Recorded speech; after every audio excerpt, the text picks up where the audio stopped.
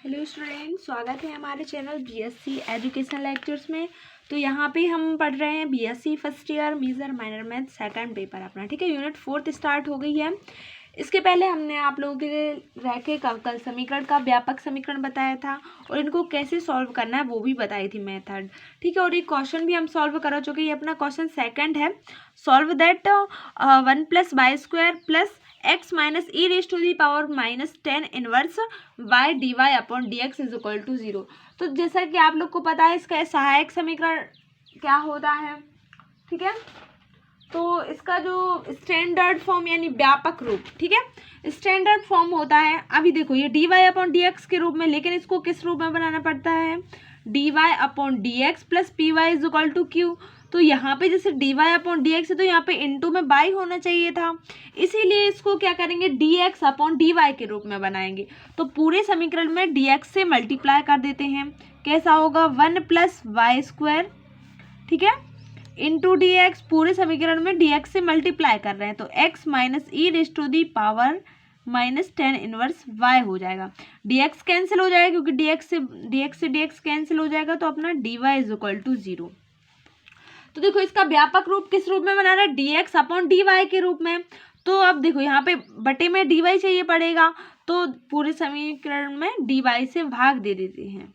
1 + y² इसमें भाग देंगे तो dx बटे dy plus x minus E raise to the power -10 inverse y हो जाएगा, ठीक है। यहाँ से dy में dy भाग देंगे तो कट जाएगा, कुछ नहीं आएगा, अर्थात ये अपना 0 हो जाएगा, ठीक है। तो ये वाला जो व्यापक समीकरण होता है वो क्या होता है, आप लोग यहाँ पे मान के चलो, हम यहाँ पे बता रहे हैं, ठीक है। dx upon dy plus P X is equal to Q. तो देखो x वाला पद बन गया, dx अपॉन dy हो गया, इसको इज इक्वल टू में q चाहिए पड़ता है तो इसका पक्षांतर कर देते हैं। तो 1 + y² dx upon dy plus x is equal to अपना इसका पक्षांतर कर देते हैं तो e raise to the power -10 inverse y। अब ये हो गया आप लोग का स्टैंडर्ड फॉर्म रैखिक अवकल समीकरण का व्यापक रूप। तो इस समीकरण की तुलना व्यापक रूप से करते हैं, ठीक है, अगले स्टेप में। अभी अपन ने क्या बनाया है, इसको उस फॉर्म में बनाया है, यानी व्यापक समीकरण के रूप में बनाया है, ठीक है। एक चीज और, यहाँ पे केवल dx अपॉन dy चाहिए है ना, केवल। तो अभी तो 1 + y² है, इसको भी आप लोग भाग कर दीजिए ताकि यहाँ से ये कट जाए। तो 1 + y² से भाग कर देते हैं, अपॉन में ले लेते हैं, ठीक है। जब इसका भाग देंगे एक धन बाई वर्ग का, तो देखो क्या बचेगा, dx बटे dy। यहाँ पे इसको 1 अपॉन 1 + y² यहाँ पे भी भाग होगा, तो ठीक है, इंटू में अपना x, और यहाँ पे भी e raise to the power -10 inverse y upon में क्या ले लोगे, 1 + y², क्योंकि 1 + y² से आप लोग ने पूरे समीकरण में भाग दे दिया है। क्यों दे दिया, क्योंकि व्यापक समीकरण क्या था, dx अपॉन dy अकेला चाहिए था, इसके साथ ये था तो इसको भी अलग करना था, ठीक है। dx अपॉन dy आ गया। अब देखो समीकरण की तुलना व्यापक समीकरण से करने पर, उपरोक्त समीकरण की तुलना व्यापक समीकरण यानी स्टैंडर्ड फॉर्म, व्यापक समीकरण क्या है अपना, dx upon dy plus P X is equal to Q से करने पर, ठीक करते हैं। तो p की वैल्यू क्या हो जाएगी यहाँ पे, पी एक्स, x का मल्टीपल क्या है, 1 + y², ठीक है। यहाँ पे देखो p की वैल्यू p x का मल्टीपल p है, यहाँ पे x का मल्टीपल क्या है, 1 अपॉन 1 + y² है, ठीक है। तो q की वैल्यू क्या हो जाएगी, इज इक्वल टू में q चाहिए पड़ता है, तो यहाँ पे q की वैल्यू हो जाएगी e raise to the power -10 inverse y upon में 1 + y²। इतना क्लियर है। अब क्या निकालते हैं, IF निकालते हैं। यहाँ पे IF का फॉर्मूला क्या होता है, IF देखो y के सापेक्ष अवकलन कर रहे हैं ना, तो यहाँ पे जो इसकी वैल्यू होगी e raise to the power p dy होगी, ठीक है। e raise to the power p की वैल्यू क्या अपनी 1 अपॉन 1 + y² dy के सापेक्ष अवकलन करेंगे तो इसका फॉर्मूला आप लोग के लिए पता है, इंटीग्रेशन आप लोग यहाँ पे लिख लीजिएगा, चूंकि integration 1/1 plus X square dx को आप लोग tan इनवर्स x लिखते हो, ये एक फॉर्मूला है, ठीक है। इसीलिए आप लोग को इंटीग्रेशन के पूरे फॉर्मूला याद होने चाहिए, तभी आप लोग ये क्वेश्चन सॉल्व कर पाओगे, ठीक है। तो ई इंटीग्रेशन इसका क्या होगा, tan इनवर्स बाय हो जाएगा। इतना क्लियर है। अब देखो, अब अभीष्ट हल, इसका अभीष्ट हल भी हमने बताया था क्या होता है। इसका अभीष्ट हल होता है, अतः अभीष्ट हल, ये अपनी IF की वैल्यू आ गई। फर्स्ट स्टेप में आपको व्यापक समीकरण से तुलना करनी पड़ती है, अर्थात उसको व्यापक समीकरण के रूप में बनाना पड़ता है, फिर तुलना करनी पड़ती है। सेकंड स्टेप में IF निकालना पड़ता है, थर्ड स्टेप में अभीष्ट हल में वैल्यू पुट करनी होती है। इसका अभीष्ट हल होगा IF into x is equal to Q IF dy plus C हो जाएगा। वैल्यू पुट करते हैं IF की, ये अपना IF है, ठीक है। IF की वैल्यू है e⁻tan इनवर्स y x जो कहते हैं is equal to integration Q की वैल्यू अपनी क्या थी, e⁻tan inverse y upon 1 plus Y square dy plus C हो जाएगा। ये आप लोग ने IF की वैल्यू पुट कर दी।